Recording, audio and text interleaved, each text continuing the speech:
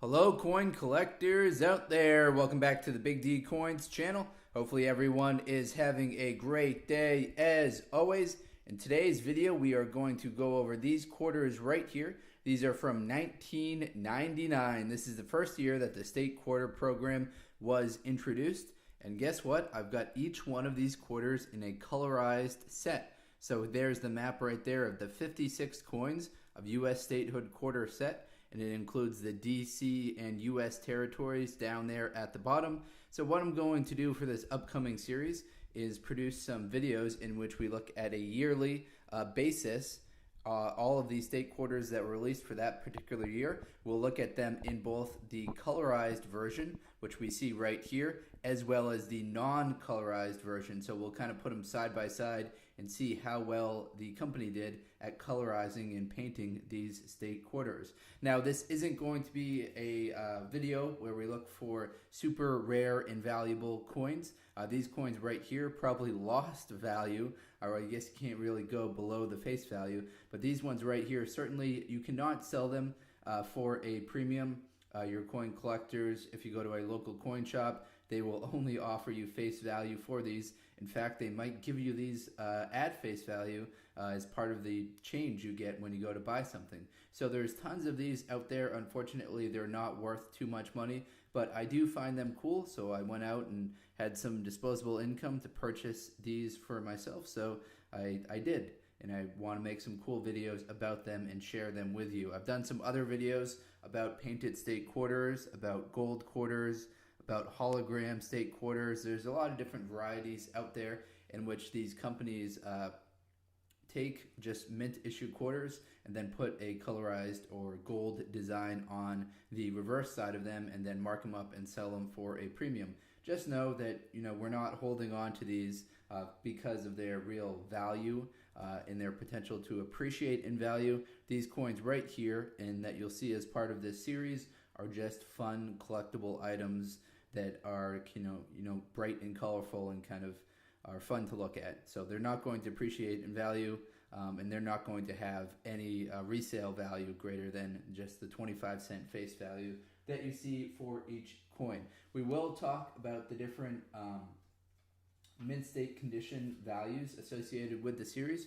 We'll talk about the AU, almost uncirculated 50 value, the mint state 63, the mint state 65 values. Those values come from the red book. Those would apply to the regular quarters. So we'll kind of look at each one at a time and give a little brief description of what you're looking at on the reverse. So let's get it started with the first quarter in the year 1999.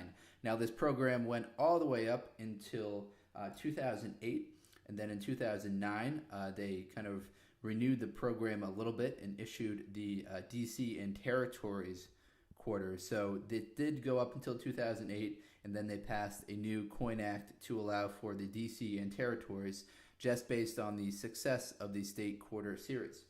All right, first up is Delaware. So we'll give a brief kind of description of what we're looking at on the reverse side right here. All right, the reverse design features the statute. Whoops, I have to get the right description up here. So we see Caesar Rodney on the reverse side on horseback. So Caesar Rodney was the delegate to the Continental Congress. He rode 80 miles on horseback to cast the deciding vote in favor of independence. In his lifetime, he held more public offices than any other Delaware citizen. So a very famous person right here, a great contributor to the state of Delaware. He cast the final vote to decide in the Continental Congress for the U.S. to split from the United Kingdom, or England, I guess, at the time. He also held a lot of other public offices. So all of the state quarters in this series will have the same format. We'll see the name of the state up here. We'll see the year that they became a state right here. We'll see the date the coin was minted right here. And on our regular quarters, we'll also see down here at the bottom, this one's rather worn out, but it will say E pluribus unum, kind of the motto. With all of these colorized quarters, this company decided not to highlight that E pluribus unum part down here at the bottom. Instead, they just have some stars as well as the date. So we'll see the date it was issued, some stars going on top of the E pluribus unum right there. All right, so that is Delaware, and that's kind of what you can expect for this series. Hopefully people are into it. Some of these have better designs. I've noticed that whenever there's kind of a motto, it doesn't really come out as well as when there's just kind of a pure design, such as like this Connecticut. I really like how the tree looks, but the lettering of the chartered oak down there at the bottom doesn't look quite as well. All right, so we are back to Pennsylvania. What we see here for Pennsylvania, we see a statue upon which the design is based. Was designed by sculptor Ronald Hilton Perry, and it sits atop the Pennsylvania's State Capitol Dome in Harrisburg. So this statue right here is on top of the State Capitol building in Harrisburg. We see the Commonwealth State right here, an outline of the state, and a keystone. The keystone right here, this honors the state's nickname, the Keystone State. So one of the more boring designs in the entire state quarter series. I made a separate video about the ones I thought had the worst design, and this one certainly was on it. So not very imaginative. They just took the statue from the top of the state capitol building. They put that keystone right there, virtue, liberty, independence. Nothing too exciting to see right here. Now again, we will go through the mintages of these. We'll save them for the end so we can just kind of run through them rather quickly. The third state to join the United States, New Jersey. All of these are going to be 1787, or the first three are going to be 1787. Then we'll move on to Georgia and Connecticut, which became states later. So we see Crossroads of the Revolution for the New Jersey state quarter. And what we're looking at right here, this reverse design is based on the 1851 painting by Emanuel Leitzi titled Washington Crossing the Delaware. It depicts Christmas night in 1776 when George Washington and members of the Colonial Army crossed the Delaware River into New Jersey to perform an important surprise attack. So we see right here George Washington crossing the Delaware in 1776, getting ready for that surprise attack. There's kind of a funny Geico commercial in which they recreated, I think it's Geico, in which they recreated this, except it was crossing a road. So that's pretty cool. We see Crossroads of the Revolution. Again, the lettering doesn't come out very well for this series. Now we're on to Georgia. I really do like the coloring of this one right here. It was kind of negative on the most recent two, but this one I really do like the coloring. So what we see here on the reverse, the peach is often used as a representation of Georgia. The springs bordering the outline of the state are from the live oak Georgia's tree. So we see the live oak, the Georgia state tree right here going around the outside. The state motto hangs on a banner above the peach reading wisdom, justice, and moderation. So kind of an interesting state motto there. Wisdom, justice, and moderation. Again, it didn't really come out as well. The lettering doesn't really come out as well on these painted quarters. Here's the original, looking at right here on the right.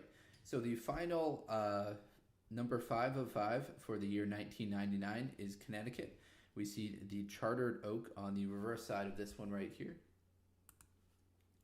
So when the British representation for King James II challenged Connecticut's government in 1687, Captain Joseph Wadsworth saved the Connecticut charter from the hands of the British by hiding it in an oak tree.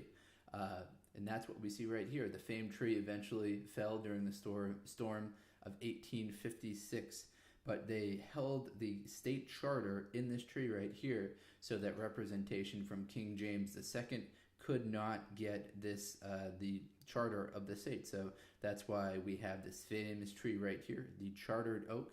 Unfortunately, as I mentioned, the tree fell down during a storm in 1856. All right, so we looked at all the different designs. Let's quickly run through the values associated with each one of these.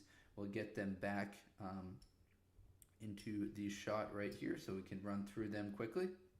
Now again, I'm going to give you the values at a AU 50, at a Mint State 63, and a Mint State 65. So if you want to look up what it takes to get those grades, you can do that separately. But here are the values for that. So for Delaware at AU50, actually all of them at AU50 are going to be worth 50 cents. At a Mid-State 63, they'll all be worth $1.25. At a Mid-State 65, they will be worth $3. Now there is both proof coins and silver proof coins of these that were made. There are 3.7 million proof coins for the year 1999. There were also 804,000 silver proof coins. At a PF65, those proof coins will be worth $7, and the silver proof coins will be worth $30. Again, that's at a PF65 grade. As far as the mintages, I'll give you them just for Philadelphia mint because we're kind of running long on time. 373 million for Delaware, 349 million for Pennsylvania, 363 million for New Jersey, 451 million for Georgia, 688 million for Connecticut. So we really started to ramp up at the end there, and those high mintages carry over right into the year 2000, which I'll make a separate video about. We'll get through all of these state quarters. As long as you guys are enjoying it. If you're not, feel free to let me know. Thank you very much, everyone. Enjoy and best of luck coin collecting out there. Take care.